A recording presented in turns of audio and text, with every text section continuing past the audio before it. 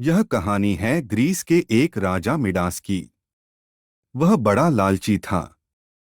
उसका सबसे प्रिय काम था ज्यादा से ज्यादा सोना जमा करना और उन्हें गिनते रहना। वह बड़े से महल में रहता था, पर उसे और ज्यादा बड़ा महल चाहिए था। ढेर सारे नौकर चाकर थे, पर और नौकर चाहिए थे।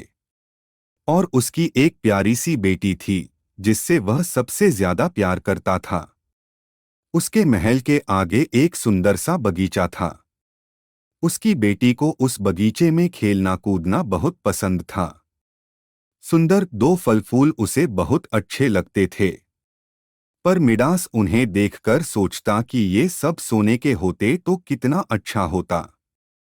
दिन का ज्यादा समय वह अपने खजाने में ही बीतता और सोचता रहता कि किसी तरह उसे और ज्यादा खजाना मिल जाए। एक दिन उसके सामने एक देवता प्रकट हो गए। उन्होंने पूछा, मिडास, इतना सब कुछ तो है तुम्हारे पास, फिर तुम दुखी क्यों रहते हो? क्योंकि मैं और ज्यादा पाना चाहता हूँ। ठीक है, फिर मांगो, तुम्हें क्या चाहिए? देवता ने फिर पूछा।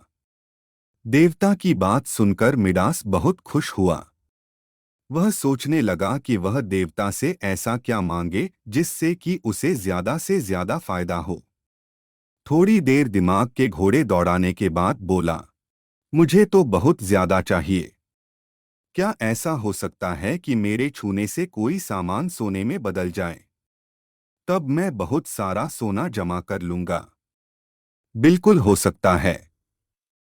अगर तुम्हें यही चाहिए तो ठीक है। कल सुबह सोकर उठने के बाद तुम जो कुछ स्पर्श करोगे वह सोने में बदल जाएगा, देवता ने कहा और गायब हो गए।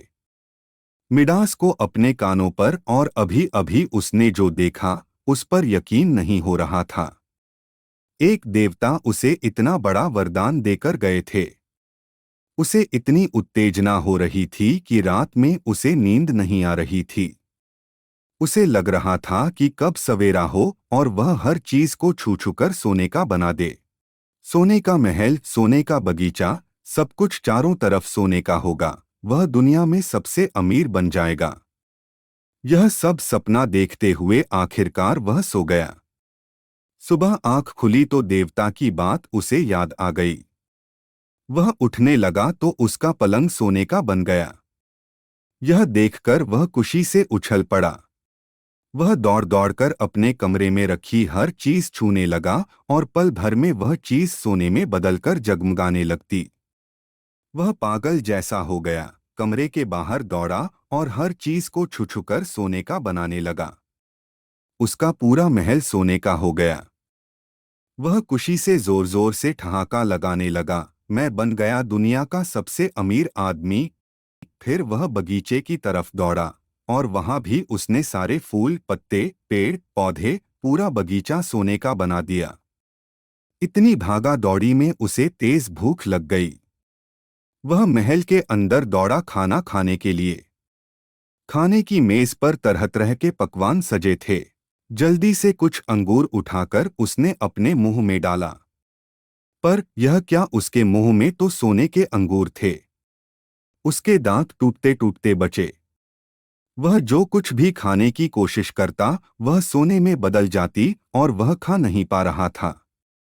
फिर उसने पानी पीने की कोशिश की तो जैसे उसके मुंह में पिघला हुआ सोना था। तभी बाहर से उसकी बेटी रोती हुई आई। पिताजी पिताजी, मेरा प्यारा सुंदर बगीचा पूरा बर्बाद हो गया। फूल पत्ते अब रंग बिरंगे और खुशबूदार नहीं है।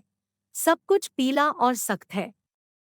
यह कहती हुई वह रोते रोते आई और मिडास के गले आ लगी। वह कुछ बोल पाता इससे पहले ही उसकी प्यारी बेटी उसकी आंखों के सामने बन गई सोने की। यह देखकर मिडास फूट फूट कर रोने लगा और चीखते हुए बोला, हे देवता, मुझे यह वरदान नहीं चाहिए। कृपा करके यह वरदान वापस ले लो। इस तरह से वह बहुत देर तक रोता रहा और देवता को याद करता रहा। देवता फिर से उसके सामने प्रकट हुए और उसे उसके महल के पास वाली नदी में जाकर नहाने के लिए कहा। नहाते वक्त जादू उसकी हाथों से बहकर नदी के पानी में जा मिला और वह जादू से मुक्त हो गया।